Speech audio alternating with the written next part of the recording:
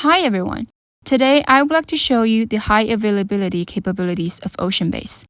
I'll demonstrate these capabilities by setting up a cluster on Raspberry Pi and performing a primary standby tenant switchover within the cluster.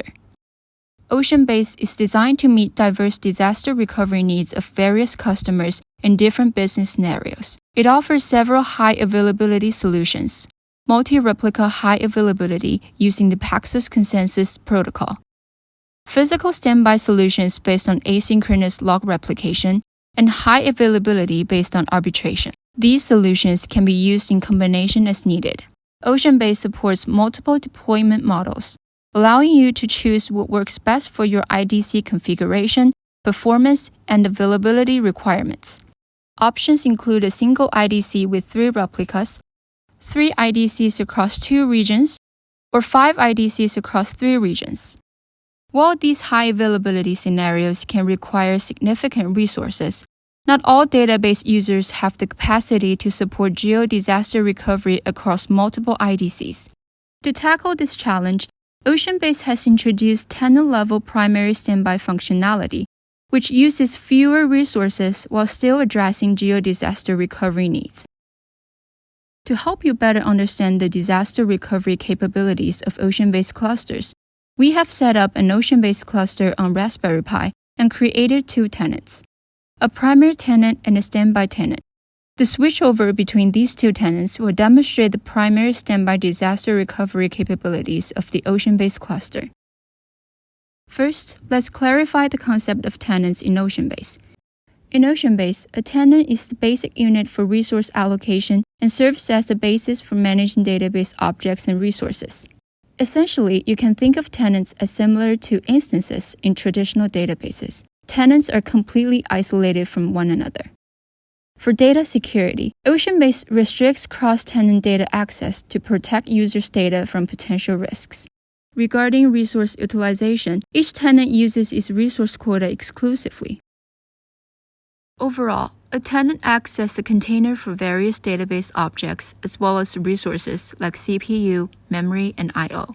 Therefore, in OceanBase, primary and standby tenants are analogous to primary and standby databases in traditional setups. Next, let's dive into the primary standby capabilities of OceanBase. We've set up an OceanBase cluster on 2 Raspberry Pi devices. The primary tenant is on one and the standby tenant is on the other. The LED LED on the Raspberry Pi indicates the primary tenant, while the LED strip in the middle shows the direction of log transmission. The typo script I have here will automatically perform a primary standby switchover every 3 minutes with the command obd cluster tenant switchover atest, which you'll see displayed on the screen.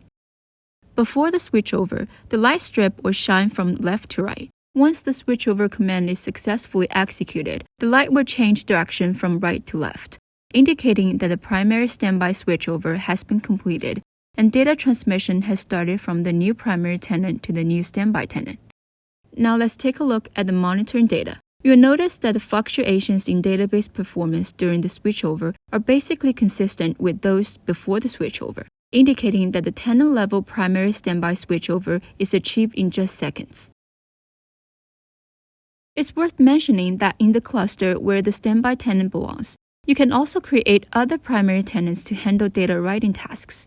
This differs greatly from traditional master-slave replication setups, as it allows for better utilization of the capabilities of the instance, or rather the tenant. Additionally, second-level switchover minimizes disruption to business operations, greatly reducing the impact in scenarios that require 24/7 service and significantly enhancing the overall user experience.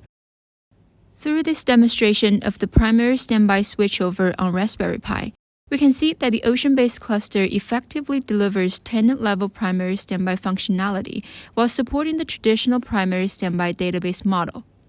Additionally, multiple primary tenants can be created on the cluster where the standby tenant belongs to provide external business services.